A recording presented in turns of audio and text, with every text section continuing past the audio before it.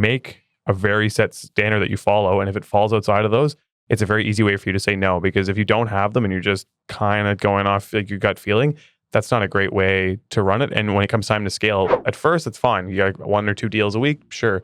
But if you're doing 5 deals a day, that's not an option. Yep. Thanks for tuning in to the Canadian Private Lenders Podcast, the show about starting a private lender in Canada, the mortgage industry, and the real estate industry. Your hosts are Neal and Ryan McNeil. Enjoy. All right, everybody, welcome back. It's episode 48 of the Canadian Private Lenders Podcast, presented by Mortgage Automator, with your hosts, Ryan and Neal. Neal, how you doing, man?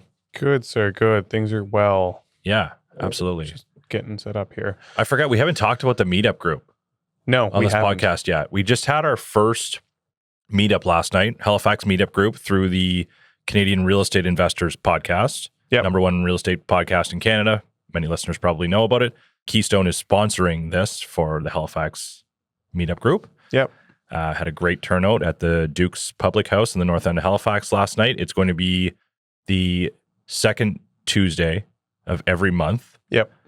From 6 to 8 p.m. at the Duke's Public House. So follow our social medias if you don't already, and we'll advertise it. But it's a really good networking event to get out there, learn about real estate, talk about real estate, build your network. What am I missing, Neal? No, I was just going to say, don't text me after asking if I went. Just come next time to find out. Calling out some friends that didn't show? Calling out about 8 of you that texted me that evening or called me or texted me and called me this morning being like, did you go? I'm like, I did. But okay. I won't blame you because I didn't post that I was going. Right. But I will be going. So start coming, please. Yeah. I think it'll be a enjoyable time, and you don't need to be there for that long. You can stop in for 30 minutes, 40 minutes and just have a chat. Have a beer. I can confirm Neal was in attendance. We had people who knew nothing about real estate to major real estate investors who own over 100 units. So really diverse span, and obviously a great opportunity for people to learn from each other and just shoot the shit, right? So we're going to pull in some of our own network next time to bring out some people that are in the banking industry. Yep. Probably some insurance guys, and then maybe some bigger players as well. Yep. So we'll continue to add value, and I think next time we'll make it more of a round table, some Q&A and stuff, so that everyone gets some value, because some of the people might not feel as comfortable to. Yeah, absolutely. And I won't forget about our broker partners as well. A bunch of our broker partners came out last night, which was awesome. We'd like to see more come out in the future. So any mortgage brokers listening, please do join us second Tuesday of every month, 6 to 8 p.m. at the Duke's Public House. Yeah. Awesome. What do we got today, Neal? Okay, so obviously if you saw the title, we're going to talk about how we scaled to $10 million. Yep. But before we get into that, I just have a really quick headline that I just saw. You're covering your paper. I am covering my paper because I want to make you guess. Okay. So J-Lo and Ben Affleck have split. Okay. I guess. I don't really. For the second or third or fourth time. Yeah. Apparently she's already back with Rodriguez. Anyways. Wow. Irrelevant. But they have a very large house. Yeah. With a mortgage. Okay. What do you think their monthly obligations are to operate the house estimated to be? Oh my God. So can you tell me how much the house is worth? No. Okay. So I got to guess with no information. Fine. I'll get you 1 sec. It was, I think, $68 million. But they put a lot of cash. They put a big down payment. Okay. And what is it in California or is it in? Oh, it's New York, he's doing Boston? The property taxes on this. It's a $68 million estate in Beverly Hills. Oh my God. 38,000 square foot mansion. So what are you asking me? What's the cost to manage it annually? Their monthly mortgage. Jeez, I don't know. And expenses, because they're saying like, oh, who's going to manage that now that they're split up? Again, they put a huge down payment on, more than 50% down. Okay, I don't know. $250,000. Okay, he's bang on the money. Whoa! It's estimated to be about $285K. Whoa! To run. Let's go. To run the house, but anyway, that's like, dang. Yeah, that's insane. And they put $40 million down, $45 million down. Wow. Anyways, I'm always surprised to hear these big celebrities that have mortgages. I was also thinking that in my head. I'm like, you guys needed a mortgage? Yeah, but I suppose it probably makes sense in some ways at that point to not put all, or not that would be all of their cash. I mean, I don't know what their net worth is, but I assume it's well over 100 mil each. I would imagine. Yeah, I'm sure there's a million factors on why it is set up that way. But they're probably paying different divorcees and different... Anyways, the outflows on their bank accounts would be psycho. It's like 100,000 to this person, 100,000 to that person, 400,000 to that house. Crazy. Anyways, crazy. I saw that and I was like, damn, that's craziness. Could have bought a $68 million investment instead. Yeah, anyways. Exactly. Yeah, maybe the bank will be taking that one back. That shit does happen too. It's a crazy part. Yeah, it is. Yeah, absolutely. Yeah, anyways. Right on. Good stuff. Yeah. All right. So let's talk about how we scaled Keystone to $10 million. So big milestone for us. It was actually several months ago now. It was back in the early spring that we hit this, but we haven't really had a chance to talk about it yet. And obviously, I think in one of our earlier episodes, we talked about hitting 5 million, 10 million, significant milestone for us. It was actually our goal for year one to do 10 mil. And we did it in, I think it was in 9 months that we did that. So it felt really good about that. It wasn't without challenges, obviously, as a startup business. We had some benefits of all three of us working in the space prior to this. So, you had a significant network of real estate investors and investors in the business. I've worked in the private space close to 10 years now. Zach's been in the industry for 25 years. So, a lot of benefit there to, not necessarily starting from scratch, but we were still a new entity, had to build the brand, continuing to build the brand. But why don't you talk about some of the challenges that you faced from your side, Neal? Yeah, I guess I can go into that. We have obviously key components we want to talk about, but I think probably the biggest difficulty, or maybe not one, there's some major difficulties. So I handle investor relations, and that basically boils down to I need to fundraise capital. And I was very confident that it was going to be a no problem game, and I'm now realizing it's a very different game than I'm used to, because I'd always fundraise capital for acquiring either like a business or a piece of real estate or something semi-speculative, where it was very easy to sell the dream because there's all these big potential returns. Yep. And now this is a fixed income product. Yep. And I never really looked at things as products, and now I kind of understand that a little more. And whenever you talk to bankers, they talk products. And so this is a fixed income product, and that appeals to a very different demographic than I'm used to selling to. Mm-hmm. So when I go to all my investors, they're like, yeah, we still want to invest. Like I still have this huge list of people that are calling me being like, hey man, I want to invest. But they want something that I guess has an elevated level of risk with a potential elevated level of return. Yeah. And I get it. So that was tough. And it was just like, okay, sweet. So my network that I've spent years building, that I feel very confident about, basically spat in my face because they're like, no. Or like some of them already do it, but they do it privately at an extremely high rate, like extreme rates. And so like, why would I do this? And I'm like, well, again, there's a good chance you're going to get into a default on your current position versus with us, you can get a guaranteed stream. Yep. And we're coming off a hot period. So that also boiled into it where you were making hand over fist money on everything, it felt like. So something that's just like a fixed income doesn't seem super sexy. Right. So that was a big issue there. And then when I go to places that maybe are more interested in investing in products, which would be like investment firms or financial institutions, the difficulty I found there is investment firms were very new to marketplace. So they're like, look, we can't even, like, under 2 years, we can't get engaged. Yeah. Or the other thing, which is like mind numbing to me, is they just have too much damn money, and they're not going to take, well, it's not mind numbing, but it's just the scale of things. They're not interested in talking to you unless you're talking like $25 million allotments at a time, or you're committing to $50 million a year, $75 million a year, which in other parts of Canada, I'm sure that's very feasible. But locally, it was like, okay, well, that's 50% of all the residential private business in this market. Exactly. As friggin' awesome as we are, yeah, like that is not a feasible opportunity to just assume that we're going to suck up 50% of the market, unless we start just doing terrible deals left, right, and center. Yeah. And just like you said, geographically, it's part of the challenge of being here in Atlantic Canada in a smaller market. Like I was talking to someone on a call yesterday, and he's based in Toronto. And, I was like, the entire population of Atlantic Canada would still be less than just the GTA, right? So you think about it that way, right? It's we're a small drop in the bucket nationally, which does make it challenging from these perspectives, especially from larger investment firms, right? It's just not a big enough opportunity. But very interesting to hear you about the excitement level not being there either, right? Like, it's like you said, it's a fixed income. It's boring, stable. We like to think it's risk adjusted, where it's, the risk is spread across an entire portfolio rather than just having that one private deal that could potentially default. But that's just part of the challenge we face. 100%. It's one, like, people will go after a house flip where I'm like, I know so many house flips, almost I feel like 70% of them, they don't make any money on them. Yeah. But it's probably exciting. Less than 10 points. And it's sexy. Yeah. And the ones that do make money are only making like 5 to 10 points. And I'm like, you could do nothing this whole year and walk out in the exact same position. Yeah, for sure. But anyways.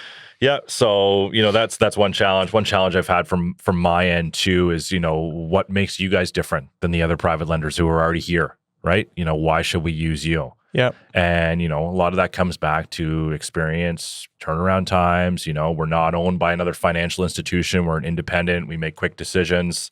So, but, everybody kind of has different expectations of that. And, whether they believe what you're saying or not is kind of their opinion. But that's just another challenge that we've had to battle through to get to this point. Yeah, definitely. Yeah. So why don't we talk about the key components we've had to scale to this $10 million point? Yeah. So number one here, I'll go through this. So number one, we talk about this 1,000 times on the podcast, but it's deal flow. Critical, right? So getting those consistent leads, right? So you always want to have a steady flow of leads coming into your business. You want quality leads as well. So you can say, because you're going to want to be saying no, a decent amount of the time, because there's no way you should be saying yes to 100% of these deals. You're going to get garbage that comes across your desk, right? Mm-hmm. And if you're not getting enough deals, chances are you'll probably try to put some, what do they say, lipstick on a peg type thing and make it fit, get the money out, right? So beyond that, obviously continuing to have strategies for growth, right? So, marketing campaigns, using social media, partnerships with brokers, critical for growing our business. Outreach to real estate investors, like a lot of people in your network, Neal, who were able to pair up with some of our broker partners. And just simply networking, right? So getting out there, industry events, conferences, those all lead to deal flow. And we've talked about it on here before, but most of the time when we go to these conferences, or I'd say almost all of the time, we get deals as a direct result of having a conversation with someone who may have had an opportunity that's been sitting on the side of their desk. And they just said, or maybe they didn't think about the private option, or they were just putting it off because they had other deals to focus on. And they see us there and they say, oh, I got a deal for you. Every single event I've been to with you and Zach, someone has come over and been like, I've been meaning to send this deal over. Yep. Like they're avoiding it. Yep. And they're just like, don't want to do it. Yep. But every single time we go, and to your point exactly, the next day, I always see the applications come in. Yep. Like, it's pretty cool. It is very cool. Yep. One thing I want to add in there is part of like your partnerships with brokers and the networking is maybe educating as well, educating the people in that process when 100%. You're networking with them. Because I think it's also a very not unknown, but it's not a well understood product even by brokers. Yep. They know it's out there, but even they have their own mindsets about it and maybe haven't, like a ton of the brokers that have come over have been like, I've never done a private deal. I've been in for 2 years. And I'm like, oh, no way. Okay. So like it's something that's very, very new for a lot of people. So I think if you can educate the brokers, then they're like, oh, well, this would have been a great fit. Like I just turned that deal down, but it actually would have fit great. Yeah, absolutely. It's a great point, Neal. Educating is a huge component of our business because, like you said, we're not 50% of someone's mortgage broker portfolio. We're we're pushing for 10%, right? So you got to be there reminding them this is what we can do. Keep us in mind when you see this type of opportunity, right? Exactly. I've been in the private lending game for a while, and let me tell you, Mortgage Automator is the ultimate software for private lenders. It's been a total game changer for our business. I've scaled 2 private lending companies, and I couldn't have done it without this software. The Mortgage Automator team truly understands the challenges we face, and they're constantly thinking ahead. For example, they've developed new anti-money laundering and know your client tools to keep you compliant with the latest FinTrack regulations, and their platform is SOC 2 compliant, ensuring your financial data is secure. This software eliminates almost every admin burden you can think of in the private mortgage business, saving us thousands on staffing costs. No more manually typing term sheets or tracking files in Excel. So whether you're a new private lender looking for an efficient solution or an established lender aiming to scale up, Mortgage Automator is the solution for you. See if Mortgage Automator could be a good fit for your unique lending needs at www.mortgageautomator.com/switch. Next up, growing the investor network, Neal. Yeah, I mean, obviously this is extremely important because you need cash money to lend cash money. Mm-hmm. So in doing that, I mean, the things we have on here is time allocation and diversification. So it's important that you dedicate a large portion of your time towards capital fundraising. And I mean, some people, I think, and a lot of people are in a different position. Most people I've talked to that have started these businesses typically started with like a single mega player that's just like, look, I got this massive line of credit. I'm hiring you to just take this money and go make it work. Yep. So if you're in that position, that's great. And typically that partner then will likely just have the money and or a few friends that can offer more money. Yep. But if you're operating this as a business and you don't have those connections, there is a lot of networking in itself that goes into that, where same thing, you have to educate people about it and be kind of pounding the pavement. I'm still in the process of learning about it myself, but I'm seeing it. It is a game of people with this kind of money. You kind of have to woo them. You have to impress them. Yep. And they also want to feel special. So you got to do the stuff of like taking them out, but at the same time impressing them with the fact that you're educated, you understand the marketplace, you have a good handle on risk and understanding. So yeah, you do need to spend a fair bit of time making those investments. And I'm also realizing like it takes time. And I knew this before, even in fundraising capital for the other deals that I did. I never would look for capital to someone on the first meet or even this for a second meeting. It'd be like build a relationship, show the trust. They want to watch your business grow once you've met them from the first time, and then slowly work into it. And then over time, you can start to kind of make that ask. The second thing is diversification of investor base. There's an aspect of that of like, you want a bunch of different parties because you don't want to have one group that has too heavy of an investment. So if they're all real estate investors and things really start to go south, you're going to have a run on your capital and you might have an issue. So you want to have different industries. And then additionally, like you might have some financial institutions that are involved. So it's good to have, and different age demographics. Like it's good to have a mix in your base because then it gives you a bit of strength, and also they can hopefully start to spread the word and be like, I'm happy with my investment, and it'll help you to grow. But yeah, so it's definitely the time allocation is something that is important. Yeah, and to your point there too, the time in business too is another challenge, right? Like everybody wants to see the track record. Totally get it. We've been selling the fact that, we've got the experience, we've been doing this for years, but the brand is still new. People want to see that 2+ years track record before committing often. 100%. To that point, I got a call this morning from somebody who he's been on the fence about doing it. And he's just like, hey, how's it going? He just wants to know how the book is because I know he's thinking that the marketplace is having some shift and there's some delinquency out there, and they want to know, are you having delinquency? Yeah. So everyone's like, I know he's got capital. Yeah. He's just kind of checking to see where things sit. Yeah, but that's good. And to your point too, like the same we've talked about from, touch points with brokers and, the amount of times you need to do that until they commit to sending you that deal. The same principle applies with investors too.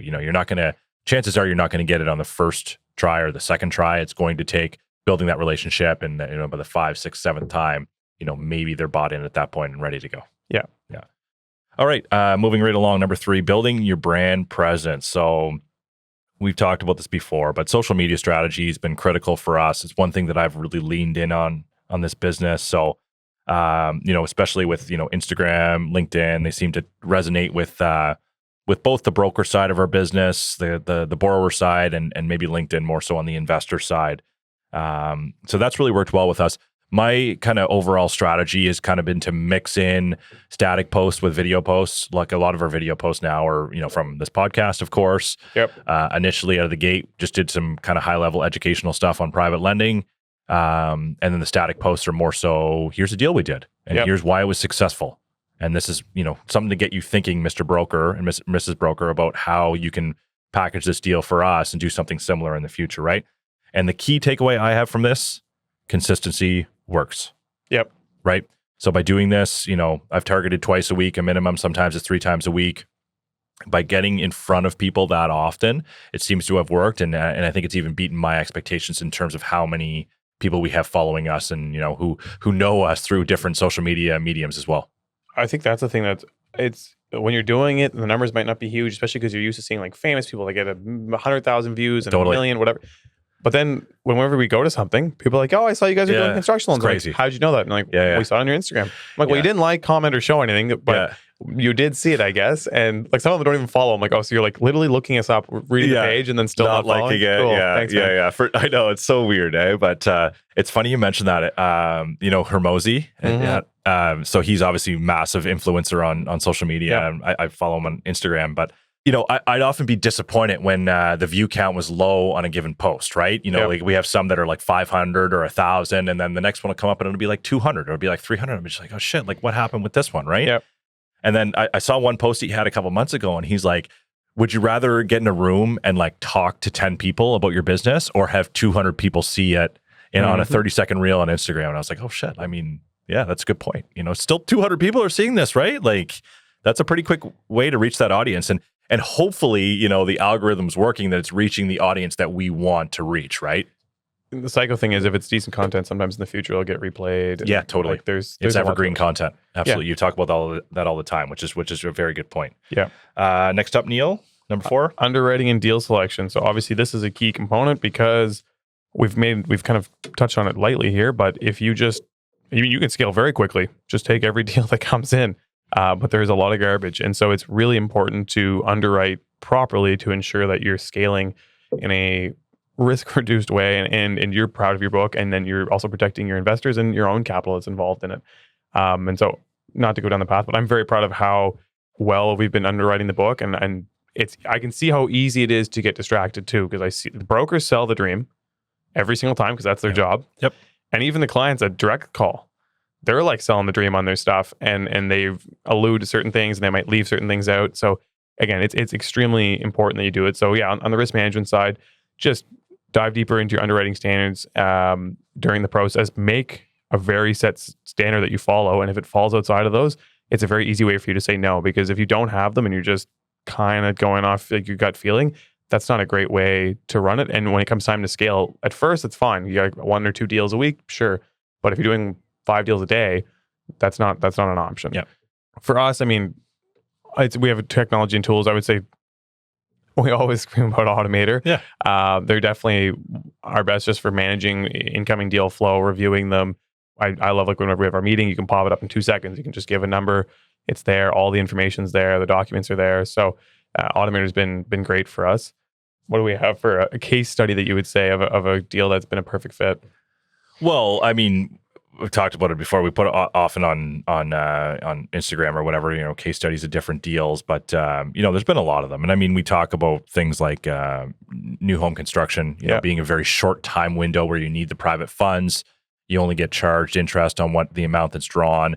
And your draw process is super easy when compared to, a big bank or a credit union, right? Where, you're waiting a couple weeks and going through a documentation process, a liquidity process, all that stuff to make a deal like that work. Where would you say that there's a case study that shows the value in having an underwriting system in place?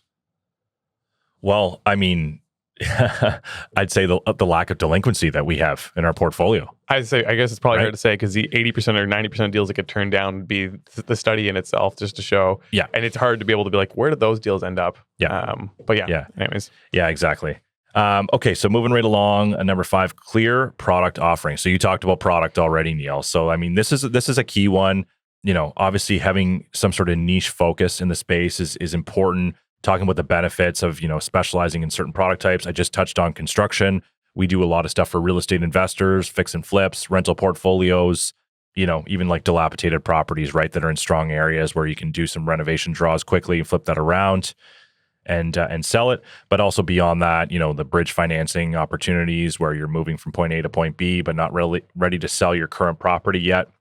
You need to hold that. So just the flexibility overall that we offer, but really defining the niche products that you have so it's easily digestible by your referral source in terms of what's offered, right? And you can easily remind them of that, whether that's through different marketing mediums or just a sit down call.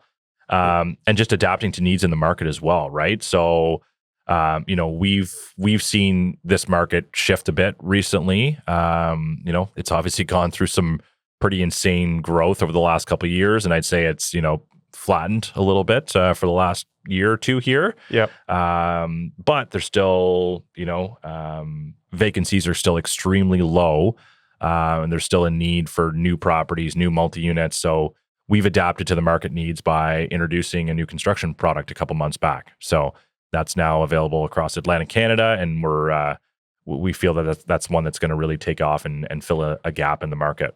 Yeah. My only quick comments on that too is that when you have a clear product offering, like a broker is not way less likely, but it reduces this like back and forth thing. It's like, no, this is what we offer, this is what we do. Yep. Because if it's, again, too wishy-washy, you're going to get into a constant circle and you might end up doing something that you're not super pro in doing. Yep. Additionally, and then again, adapting to market needs, like you said, you're private. Like this is your time to be like, okay, this is what we need right now. Let's do it. Exactly. I just really quickly, I was talking about last night, was products. There's like a 6-month product right now. It's like $399. And basically the idea is you can get into that $399 product, but you then have to take a mortgage with them at the end of the 6 months, at whatever rates are posted for a 5 year. Yeah. And so that's how they get you in. But it's clever because you have people on a variable right now that are probably still at 6.5%.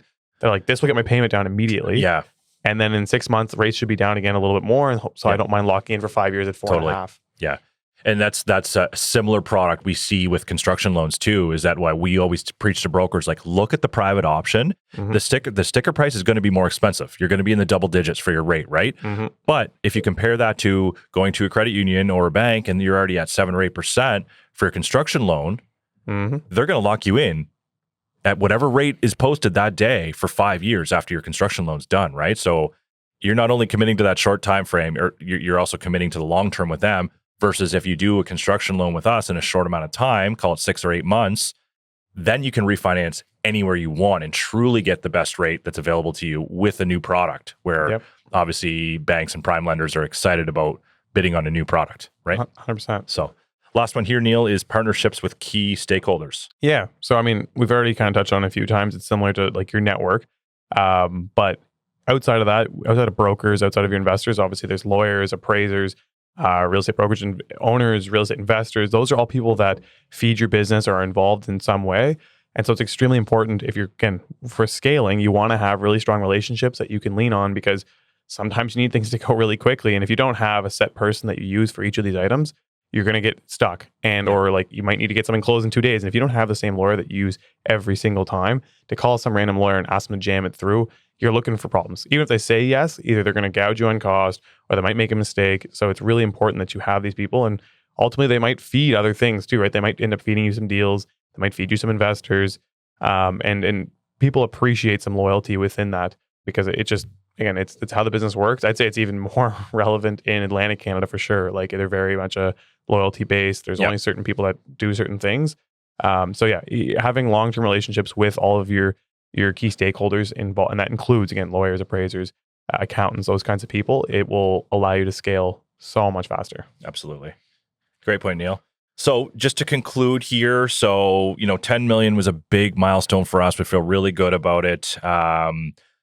Next up for Keystone, where are we going, Neal? 20 mil, 100 mil. 100 mil, hopefully someday. But, the next goal sometime in the next year will be to get to 20. In the short term, I think we've mentioned it on here, but we're in the process of creating a mortgage investment corporation, which is a big milestone for us as well. That's going to open things up for a lot of eligible investors as well to come in with lower thresholds to get in. We think it's going to be a fantastic investment opportunity, but again, not financial advice here, of course, but that's one that's coming for us in the short term, likely January for that one. And anybody who's kind of in this business, in the early stages of this business, highly recommend, you just keep pushing. You don't have to be a $10 million business to be successful in this one. A couple million, 2 million, 5 million, there's opportunities to be successful here. But if you want to reach out and chat with us, we're always happy to talk and offer any advice we can and help you grow your business as well. 100%. Anything else, Neal? No, that's great. All right. Thanks, everybody, for listening. Thanks, guys. Hey, guys, it's Neal and Ryan, your co-host and your co-founder at Keystone Capital and Director of Investor Relations. I'm also a real estate agent, real estate investor, and business owner. And your co-host here, Ryan McNeil. I'm the co-founder and president of Keystone Capital Group. Keystone Capital Group is licensed under the Mortgage Regulations Act of Nova Scotia, license number 3000549. And through FCMB, license number 88799. And keep in mind, the views of this podcast are for informational purposes only and is not financial advice.